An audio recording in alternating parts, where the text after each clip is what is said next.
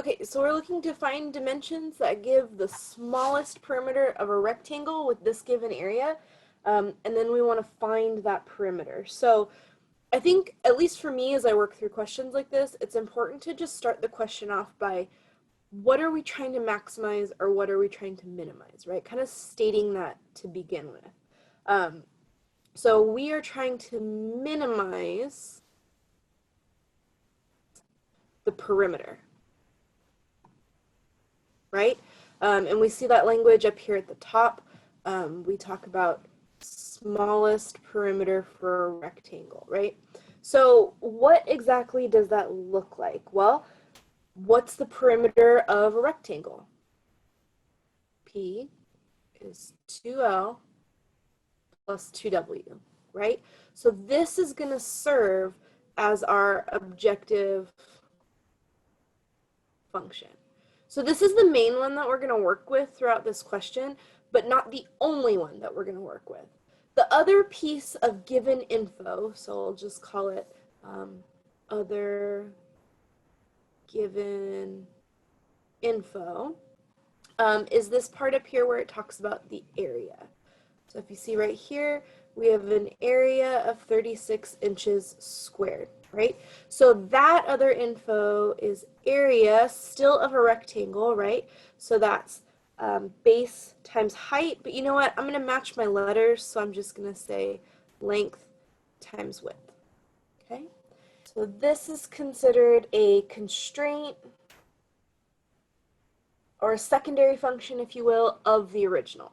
So typically what we do is we take this constraint and we solve for a variable. And in fact, I'm going to substitute in 36. I don't tend to take my units with me. You can keep your units throughout this if you want, but I usually don't. Length times width. And let's solve for one of them. It actually doesn't matter which one we solve for. How about we solve for L? So if we do that, we're going to end up dividing both sides by W, right?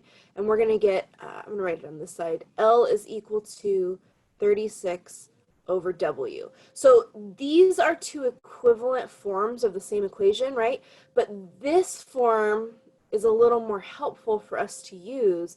We're going to plug this in to our perimeter question, the objective function. Okay. The reasoning behind that is in this original objective function, we have two different variables, right? And it's kind of inconvenient, right? That means we have to do implicit differentiation. We need to know the derivative with respect to L, also with respect to W. If we can condense this down to just one variable, that'll make our lives a little bit easier. So we've got P, 2L plus 2W, that's our starting point, right? And if we substitute, we get P is 2, and in there we're going to put 36 over W plus 2W, okay? That's our substitution step.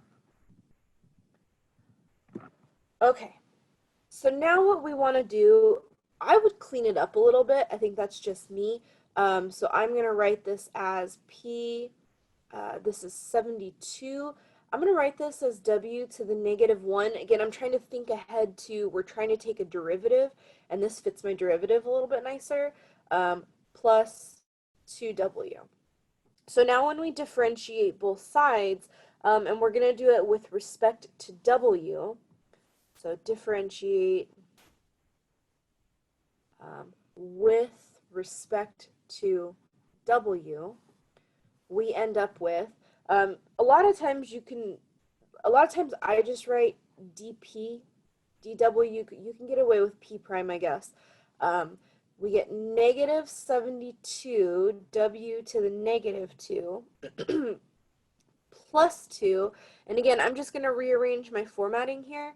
So dp dw will be -72 over w squared plus 2. Now, this is the first derivative, right? What we want to do is we want to set this equal to 0 so we can find our critical numbers, okay?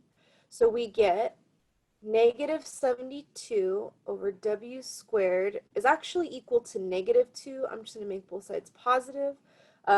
This gives us 72 is 2w squared. We can divide both sides by 2. We can get 36 is w squared, or plus or minus 6 is equal to w. Now, this is where that feasible domain comes in.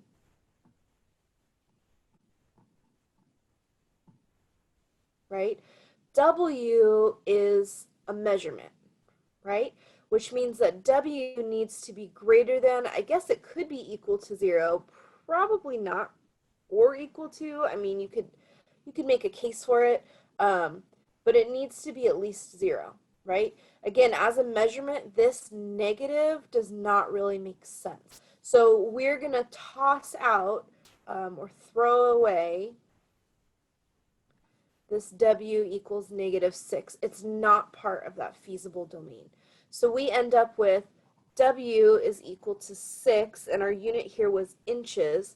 So this is our value, okay? Or this is our claim, if you will. Now this is where the calculus comes in. I know we took a derivative, but we haven't done very much that's really calculus oriented at the moment.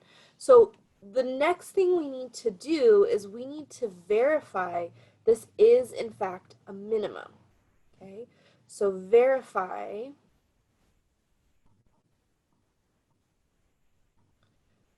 W equals 6 is a minimum.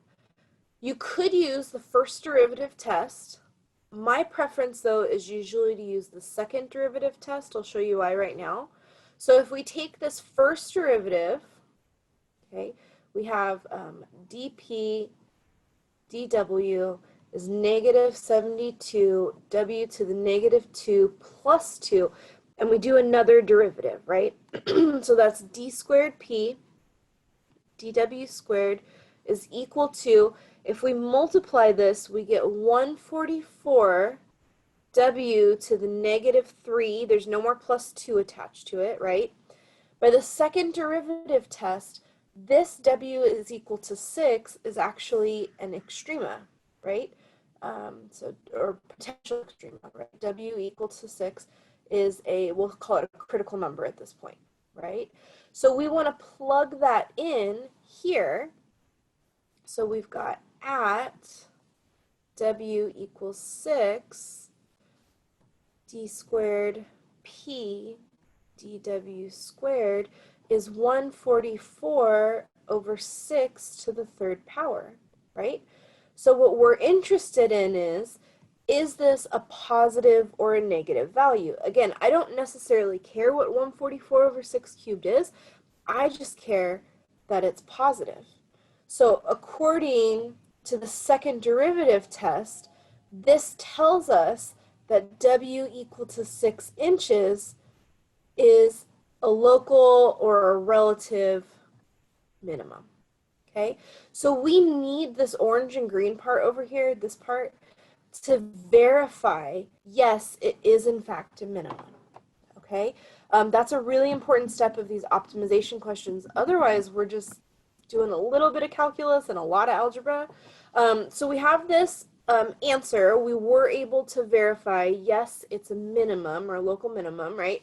So we need to find, our question asked us to find the L, the L value as well, and the P value as well. So if we just go back to what we had at the top, we had L is equal to 36 over W. So when W is equal to 6, we get L is equal to 36 over 6. L is also equal to 6 inches, right? We don't need to verify this one as well because the W has already been verified, right? If the W is a minimum, that extends to L being a minimum as well. And then we wanted to find P, which is 2L plus 2W. So that's 2 times 6 plus 2 times 6. So that's 12 plus 12, and our perimeter is 24 inches. Okay? All right, you've made it through your first optimization question. See you in the next one.